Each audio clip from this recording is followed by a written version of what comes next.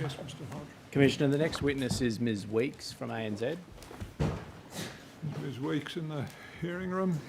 Ms Weeks, would you be good enough to come into the witness box? And before you sit down, I just ask whether you would prefer to make an oath or take an affirmation. An affirmation? Can we affirm the witness, please? Please repeat after me. I solemnly and sincerely declare and affirm I solemnly and sincerely declare and affirm that the evidence I shall give that the evidence I shall give will be the truth, will be the truth, the whole truth, the whole truth, and nothing but the truth. and nothing but the truth. Do sit down. Yes. May it please the Commissioner. Ma'am, is your full name Victoria Sophia Mary Weeks? Yes, it is. And are you a non-executive director and the chair of OnePath Custodians Pty Limited and Oasis Fund Management Limited? Yes, I am. And is your business address level 23, 242 Pitt Street, Sydney? Yes, it is. And have you received a summons to attend to give evidence today? Yes, I have. Do you have the original of that summons in front of you? Yes, I have. I tender the summons, Commissioner. Exhibit 5.250, the summons to Ms Weeks. And Ms Weeks, have you made a statement dated the 14th of August 2018? Yes, I have. Do you have the original of that statement in front of you? Yes, I do. And is the contents of that statement true and correct? Yes, it is. I tender the statement, Commissioner, together with Exhibit its exhibits. 5.251, the statement of Ms Weeks and its exhibits, the statement being dated 14 August 18. May it please the Commissioner. Yes, yes, Mr Hodge. Thank you, Commissioner. Ms Weeks, we'd just like to explore some aspects of the decision that the trustee will need to make in relation to the recent-ish decision by ANZ to sell its wealth business to IOOF. Yes. So, just so we can help the Commissioner to put this in context, can we bring up what is exhibit number VW15 to your statement, and that is ANZ.801.098.2273.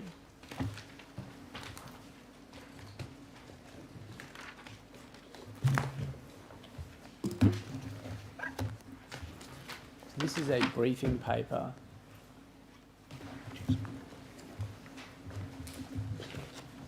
that's been prepared that explains the successor fund transfer that's proposed.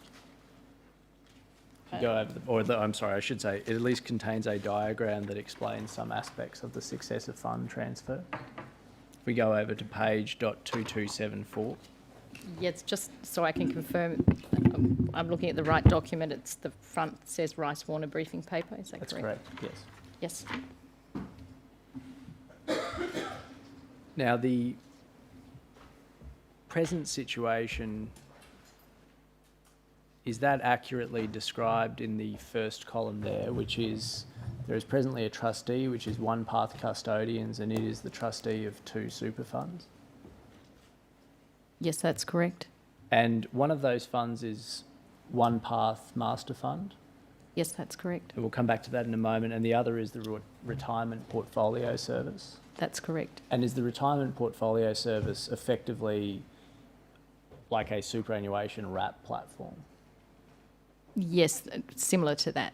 That is, the products that a member would be invested in if they are invested through the Retirement Portfolio Services, effectively through a platform and then into investments of their choice. Yes, a smaller number than the typical wrap, but yes, that's correct. And OnePath Master Fund contains a variety of different products? Yes, that's correct. And it would contain an employer product, the MySuper product? Yes. And it also contains, I think, is it Smart Saver or Smart Super? Smart Choice Smart Super, Choice. which is both, there's a Smart Choice Employer MySuper version, or in fact 2, and there's Smart Choice Retail, but that's one of the, that is the core MySuper product, is the Smart Choice Employer. Smart Choice Retail is not a MySuper product. It's not a MySuper product, but it's the same underlying product. It's a life stage fund. And the investments of the OnePath Master Fund are presently made into insurance policies issued by a related party life insurer? Yes, all of the, call them superannuation products, Smart Choice, and there are other superannuation products in the Master Fund, are currently achieved through the trustee acquiring what we call an investment-linked insurance policy, which is issued by OnePath Life, and in turn, OnePath Life invests in the underlying investments which reflect the product design of the particular product, be it Smart Choice or one of the other products. And ANZ is also selling the insurance business, which is run by OnePath Life, That's correct. but not selling it to IOOF. That's correct. It's being sold to Zurich. That's correct. And the consequence of the sale to Zurich is that the OnePath Master Fund will need to unwind its investments through the life insurance policies. That's correct. Both the consequence of the sale to IOOF of the superannuation business would also require I variously referred to it, the extraction of the investment component parts and superannuation parts from the life insurance, or separation from the life insurance company, and similarly the sale of the life insurance company to Zurich require that separation if the businesses are to be separated. And insofar as the separation of the super fund from the life insurance business goes,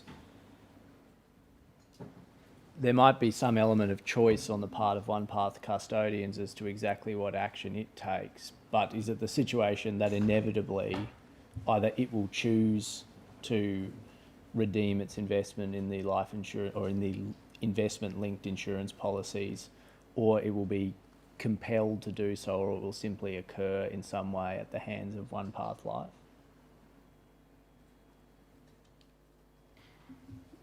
The current proposal, based on the as selected by the trustee, is the preferred proposal that the redemption of those investment-linked life policies occur by way of successor fund transfer.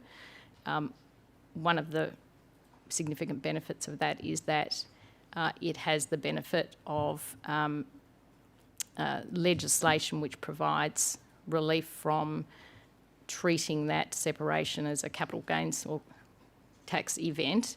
And if you combine the redemption of those investment-linked life policies with a successor fund transfer, then there's no impact on members of the fund. In fact, they're kept whole or kept the same. There's no event which causes a change in their interest, albeit that the nature of the investment will no longer be through an investment-linked life policy.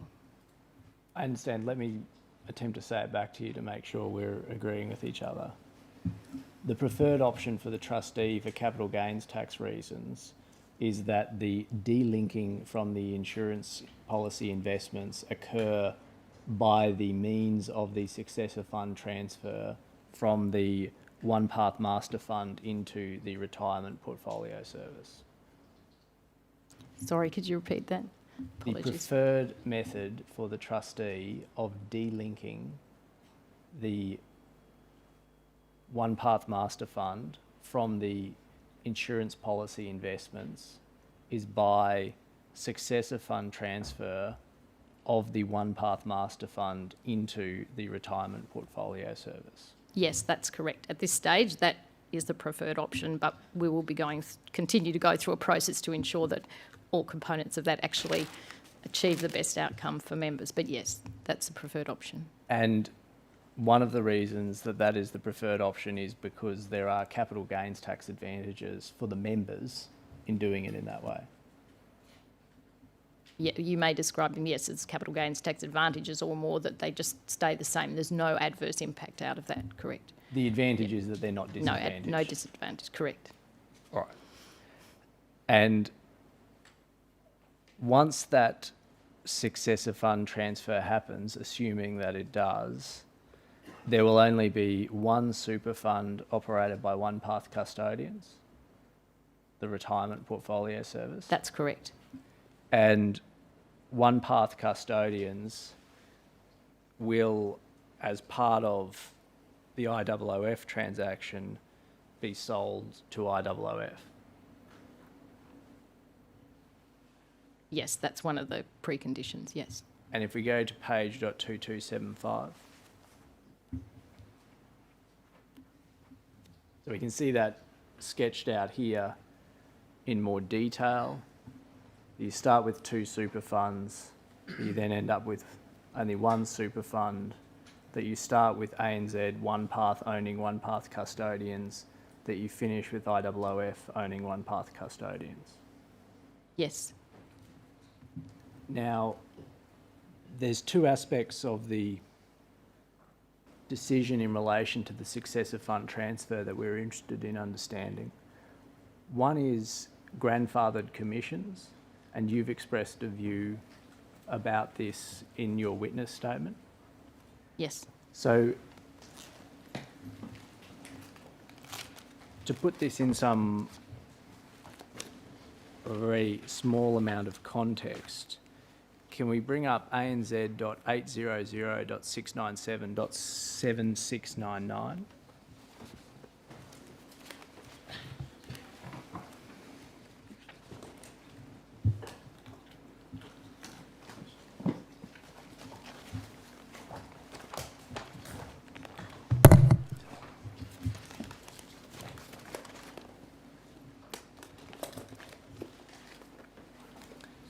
So these are at the front, it's the management papers, board meeting papers in relation to a meeting of the board of OnePath Custodians and also Oasis Fund Management on the 26th of February 2018. yes, And if we go through to page .7713,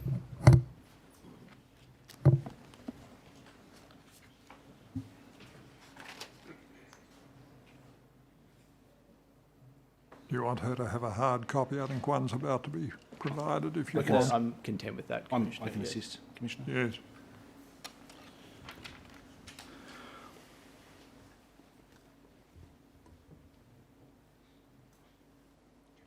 thank you. So this is a list of the matters arising for the meeting to be held on the 26th of February 2018 in relation to the transition. Yes, And if we go to page .7714,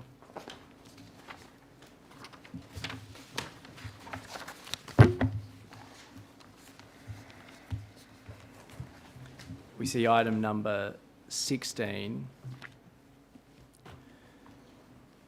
and this reflects, I think, the view you were expressing before, which is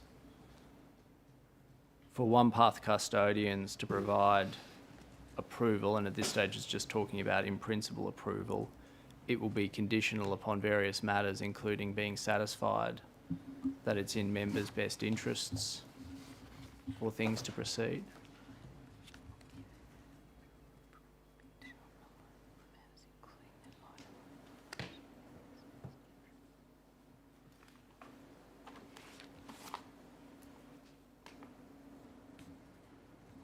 yes, I see that. And is it fair to say one of the things that is of importance for you as the independent chair of the trustee is that you're satisfied that the members' best interests will ultimately be met? It will have to be in some way with the assistance of IOOF once the sale goes through. That's correct. And then if we go to page, Actually, I can just add to that slightly. you use the term with the assistance of IOOF, I would say that is dependent upon certain factors that we're satisfied with in relation to IOOF. You have to be satisfied that it is possible to meet the members' best Yes, interests yes. if IOOF is involved in the management of the fund.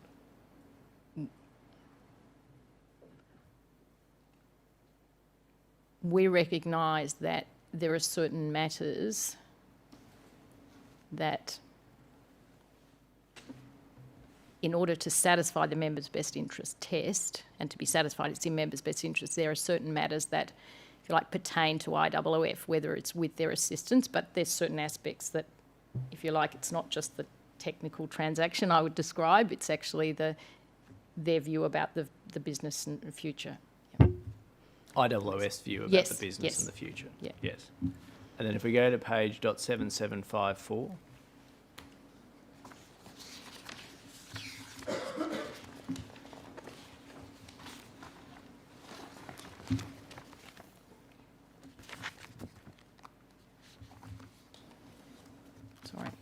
sorry, 7754.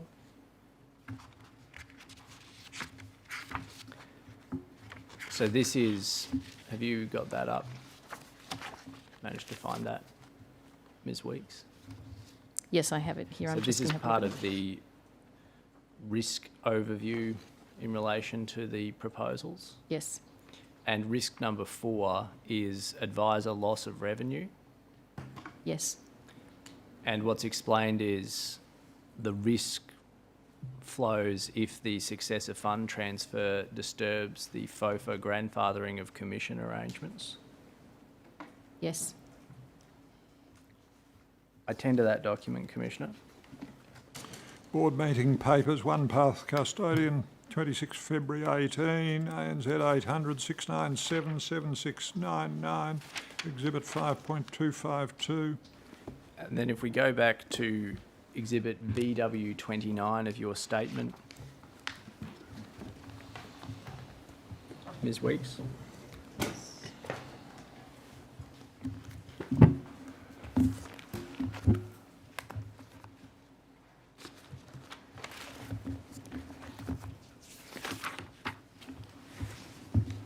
Doc ID. I'm sorry, Commissioner, it's ANZ.801.046.0001. Thank you.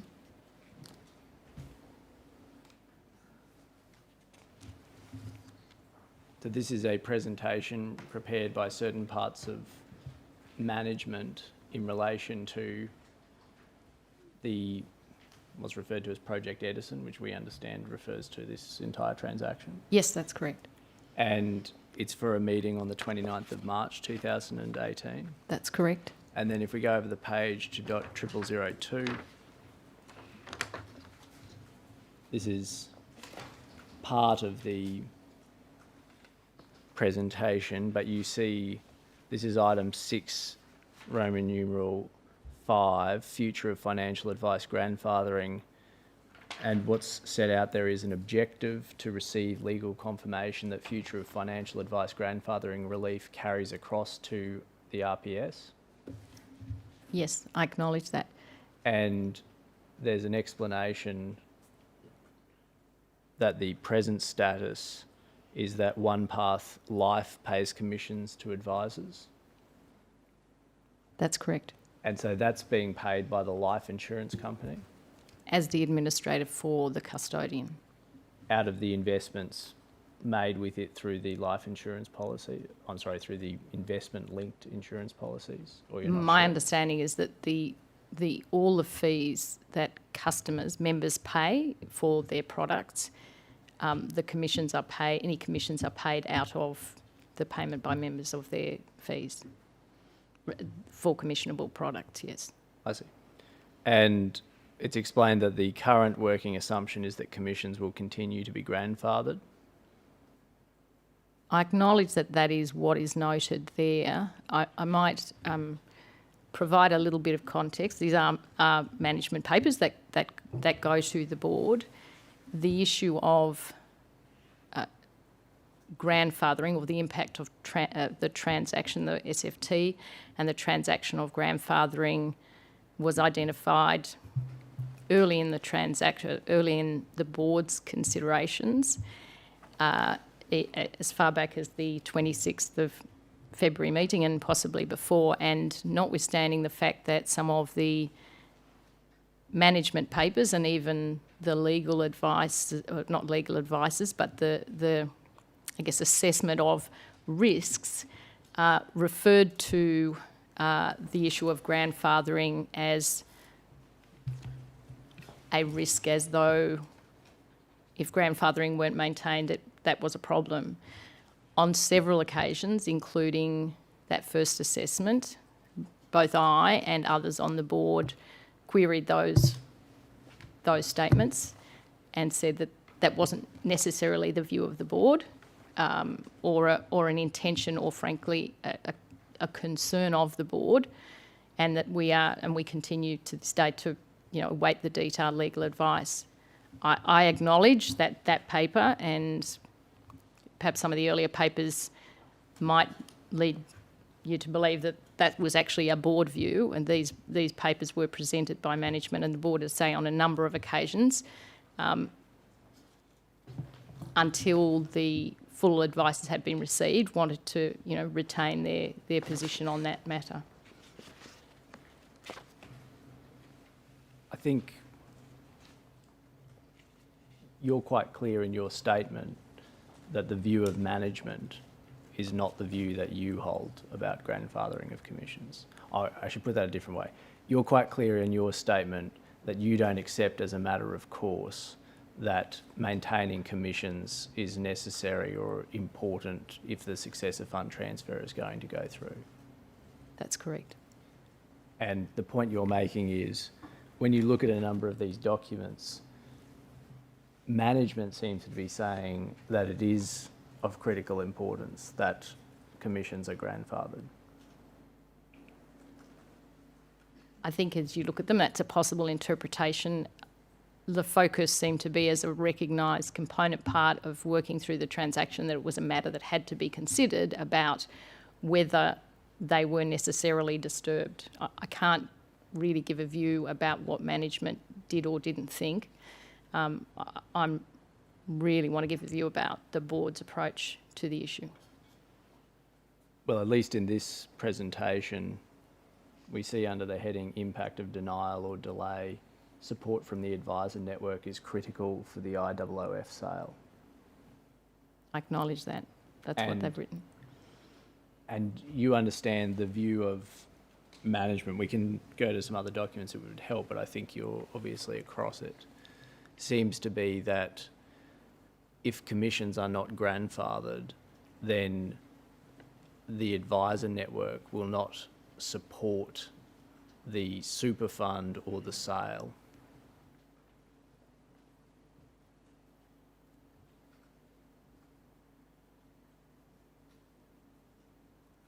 Based on my participation in the board meeting, it certainly wasn't the strong sense that I got in those terms. No. Oh, I'm sorry, you're saying when you're actually in the board meetings and you look at these papers and discuss them and push back and challenge management, you didn't get the sense that they were strongly married to, say, that proposition, which is the support from the advisor network is critical for the IOOF sale, and without grandfathered commissions, you'll lose the support of the advisor network. That's correct. And on this particular day, and it's probably been in subsequent board meetings, an update on where it's at. We're waiting for legal advice. It's unknown. That's not to say it wasn't considered or the board didn't read the paper, but any given meeting it wasn't. There wouldn't have necessarily been a lengthy discussion about that. But yeah, I would. Yeah. And in fact, can you see how, if via the successor fund transfer you simply cut off all commissions, that might be in the interests of members? It might be, but I think the challenge as I see it with some of those issues is the first position the board would take would be to understand the issue, to understand the legal position. So what is the actual effect, rather than forming a view about what we would like the effect of the transfer to be on grandfathered commissions. Secondly, on the issue of grandfathered commissions generally, I think not just the legal position, but understanding how our obligations as trustee interact in terms of choice members and members who've chosen a product versus members of the fund as a whole. So there's a set of lengthy considerations around it, and I don't think the trustee has a clear view either on the yet, because we haven't got the legal advice on the effect of the transaction, so the legal effect, and then to the extent there is a discretion or option for the trustee, what would drive our determination and the factors that we would consider in determining what is in the best interests of members. Has the trustee considered previously why it's in the best interests of members to continue paying commissions?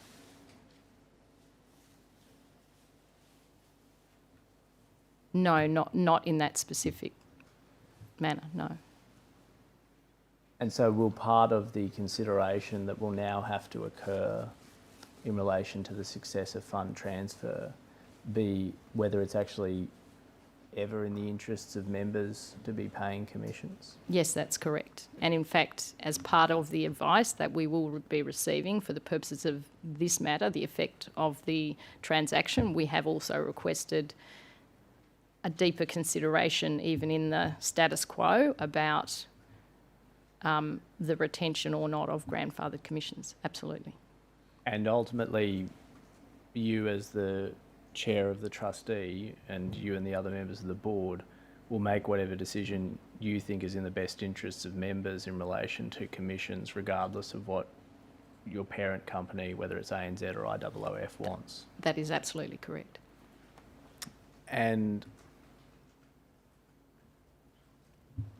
can I then show you another document and move to the second point we want to understand in relation to the sale process? Can we bring up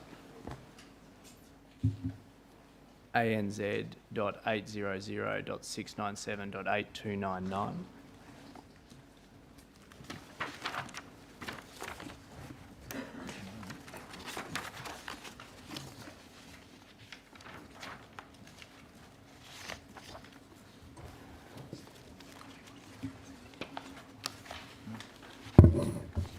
So these are the papers in relation to a meeting that's to occur on the 29th of March 2018.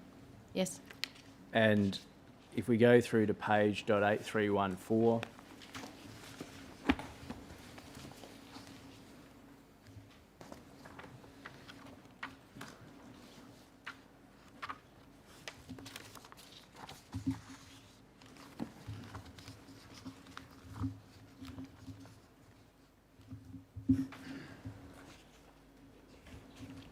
you see this is another later version of that same type of action list of matters arising. Yes. And item number 7 is presentation from IOOF. The board commented that it would be useful to have a presentation to the board from IOOF in relation to IOOF's strategic direction and business plan and operations, services and performance to give comfort to the board that members' best interest obligations will be met going forward. Yes. Has the board yet had a presentation from IOOF? No, we haven't. And do you know why that is? Yes, the board has discussed this on a number of occasions, and as we have, and these minutes and actions are from March and before, we had always identified that this would be an important component, whether it was a presentation or, as we discussed before, some input from IOOF.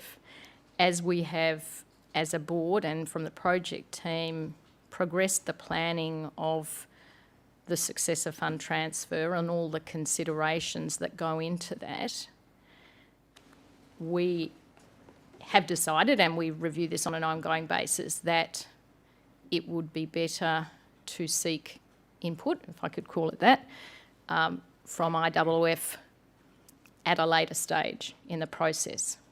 And the intention of that was not to put it off, but recognising that there were a number of aspects of the process where, in fact, the board could and in fact has made a number of decisions in relation to the structure, the future administration arrangements, our expectations will how the business will operate, that we can in fact do that and we can in fact secure commitments and arrangements before involving IOOF. And strategically, in fact, it may be more sensible and in the members' best interest to address those issues first and be very clear about when we meet with IOOF what it is, if we meet, or what we want or what we're seeking for IOOF, to be very clear about what that is. And so to do so too early may have the potential to confuse the board's considerations. It is a complex process and as chair also I was quite keen not to confuse the very deliberate and careful considerations and the component parts of our decision with a general engagement with IOOF. So as we progress through the process, I think the board and I both view that we need to be clear about what input we want from IOOF and at what stage. And the other thing that I would add is something, and I can't recall whether it was already at this meeting or afterwards, is that we talk a lot about the operating environment or the target operating model that will exist to support this future business. And what that target operating model looks like is partly influenced by team structures, how they relate to investment frameworks, risk frameworks and governance frameworks, and that is one component we're waiting for, and I would expect that in developing that clarity around the target operating model that we are asking the project team to present to us, they may well engage with IOOF. But again, at this stage, our focus has been, let's get that information, make sure we're comfortable with it as a board, and the point at which we feel the need directly as a board to engage with IOOF will be at a later stage. I apologise for the long answer, but it is something we've given quite a lot of thought to. That's right. So originally the board in March thought that it wanted to meet with IOOF. Yes. And now it's decided that at least in the immediate future it can put off meeting with IOOF. Yes, we will meet with them when we think the time is right, and I would use different language. It may be that we may not actually meet with them, that we will engage with them and seek information from them for particular purposes, that it won't necessarily be take that form. So yes, it's our thinking has matured as the transaction has progressed, and yes, almost at every board meeting we have this conversation about what is the right time, what are we seeking from them, how does what they do fit into the assurances and certainties that we need to obtain to satisfy ourselves as part of a broader package that both the SFT and the transaction will be in members' best interests. So it might be that it's possible for the board to resolve to approve the successive fund transfer without having met with IOOF. It is possible, yep. Would it be possible for the board to approve the successive fund transfer without being satisfied that upon the subsequent sale of OnePath Custodians to IOOF, the members' best interests would be served by remaining within an entity controlled by IOOF? I think the answer is no. Would you mind repeating the question? Well, what I'm wondering about is, as you know, the original proposal seemed to be that there would be 2 successive fund transfers. Yes. Now it's only proposed that there will be 1 successive fund transfer. The consequence of there only being 1 successive fund transfer is that OnePath Custodians will just be the trustee of a single superannuation fund into which both the master fund and also the RPS formed separate divisions of that fund. Yes. OnePath Custodians has no control over whether its parent company sells it to IOOF.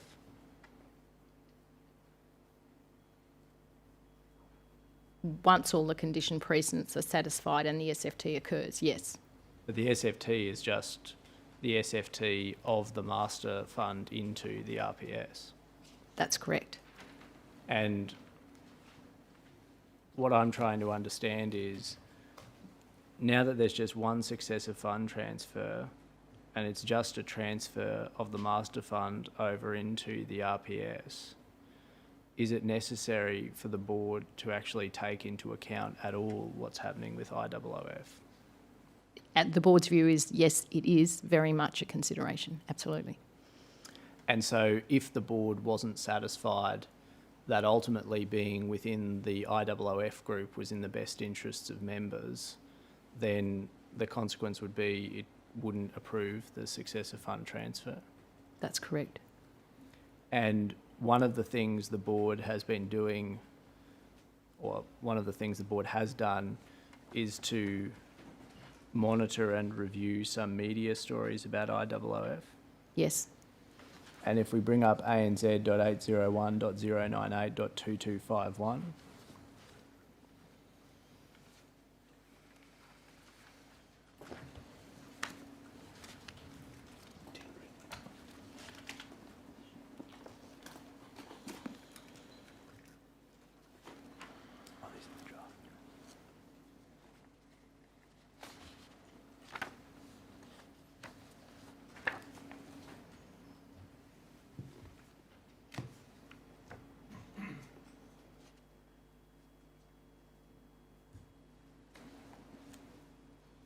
I'm not sure it matters. There is, what we're looking at, what we're going to look at, I think, are the draft minutes of a meeting that occurred a couple of weeks ago. Yes. One of the items that the board considered at that meeting were some recent media reports in relation to IOOF. Yes. And it also received, I'm obviously not asking you to tell me what this is, but it also received a legal view about that. If we go to page .2257.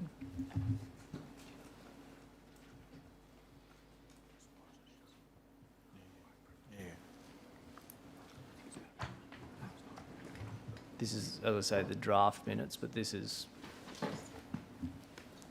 Yes, our internal legal advisors prepared a paper identifying some of those issues, yes. And presumably then one of the things that the board will have to continue to do is to monitor other information that's available about IOOF. That's correct. And that would include, for example, the evidence that was given last week by IOOF. Yes. And in doing that, is it your view that the trustee acting in the best interests of the members must take all of that information into account in forming a view as to whether putting those members within the control of the IOOF group is in their best interests? Yes, and the only modification of the yes is that we wouldn't merely rely on media reports or even the testimony. I think in that meeting the focus was it assisted us in identifying the issues of concern and the issues that I think that we would consider within the trustees' remit validly of concern, and some of the options that we had before us to address those concerns and seek input from IOOF on those issues. So it was assisting us to start to formulate how we would frame the considerations that you have referred to before relating to the relevance of the broader IOOF group in our deliberations around the successor fund transfer. I tender the draft minutes, Commissioner. Before we deal with that, the board meeting agenda of 29 March as well, or Yes, is that thank you. already in? No, I don't believe that is in, Commissioner. I tender that as well. Board meeting agenda, OnePath Custodian, 29 March 18, ANZ 800 697 8299, Exhibit 2.253. Exhibit 5.254, draft minutes, OnePath Custodians meeting, what date, July? 26th of July. 26 July 18, ANZ 801 098 2251, exhibit 5.254. Commissioner, I don't have any more questions for Ms Weeks. Yes. Is there anything to No raise? re-examination. Might you Yes. be excused, Your Honour? Yes, thank you. Ms Weeks, you may Thank you. step down, you're excused.